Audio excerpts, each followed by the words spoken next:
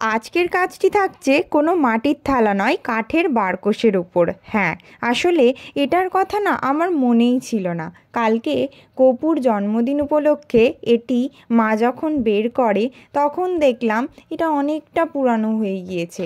আর পুরানো কোনো জিনিসকে গুছিয়ে রাখতে আমার বেশ ভালো লাগে, সেটা সম্পর্ক হোক বা জিনিসই হোক। যে কোনো সম্পর্ক বেঁধে রাখতে হলে নিঃস্বার্থভাবে ভালোবাসো।